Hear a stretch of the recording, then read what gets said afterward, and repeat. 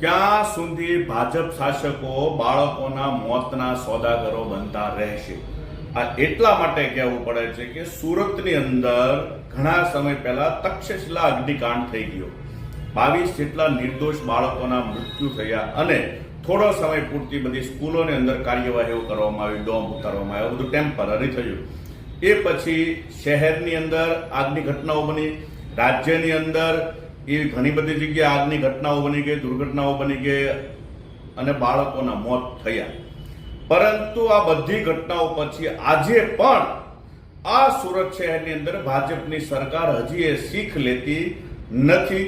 આ એટલા માટે કે આજે શહેરની અંદર એવી અસંખ્ય જગ્યાઓ પર પ્રી સ્કૂલો ચાલે છે, શાળાઓ ચાલે છે, કોચિંગ ક્લાસો ચાલે છે કે જ્યાં ફાયરની કોઈ સુવિધાઓ નથી. બીજા કે ત્રીજા માળ ઉપર જવું હોય તો માત્ર 2 ફૂટનો એક નાનો એવો સાંકડો દાદર હોય છે. ત્રીજા માળે કોચિંગ ક્લાસ ચાલતા હોય છે, બીજા માળે પ્રી સ્કૂલો ચાલે છે. કેટલી બધી ગેરકાયદેસર બિલ્ડિંગો છે જેની અંદર આવા ક્લાસીસો ચાલે છે, શાળાઓ ચાલે છે.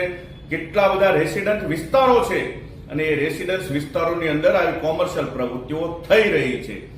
આ બધી જ જગ્યાએ આપણે આ જોઈએ છે અને છતાં પણ સરકારના પેટનું એટલે કે ભાજપના નેતાના પેટનું પાણી હલતું નથી. ત્યારે આ બધી જગ્યાઓ પર જોતા જોતા મને આજે એવું થયું કે મેયરશ્રીને પત્ર લખીએ કે તમે ક્યાં સુધી મોતના સોદાગર બનતા રહેશો. આજે મેયરને પત્રના માધ્યમથી જાણ કરવા માંગુ છું કે તમે 10 દિવસની અંદર આવા તમામ સ્થળોને આઈડેન્ટિફાય કરવામાં આવે અને એ જ્યાં પણ ફાયરની સુવિધાઓ નથી, એ સુવિધાઓ નથી એવા બધા સેન્ટરો બંધ કરવામાં આવે.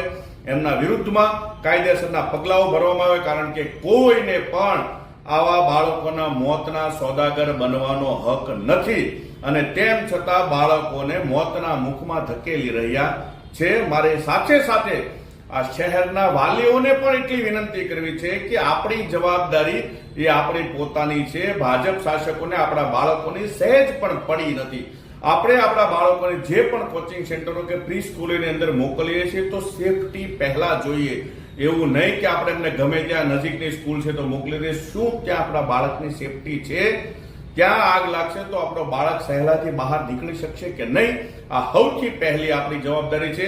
આ જવાબદારી શાસકોના માથે નાખવાને બદલે આપણે સ્વીકારીએ અને સાથે સાથે શાસકોની જે જવાબદારી છે કે આવા ગેરકાયદેસર સેન્ટરો, પ્રી સ્કૂલો કે શાળાઓ ના ચાલવી જોઈએ અને એમના વિરુદ્ધમાં 10 દિવસની અંદર તાત્કાલિક ધોરણે આવા પગલા ભરવામાં આવે. જો ખરેખર તમે મોતના સોદાગરો હશો તો નહીં આવા પગલા ભરો.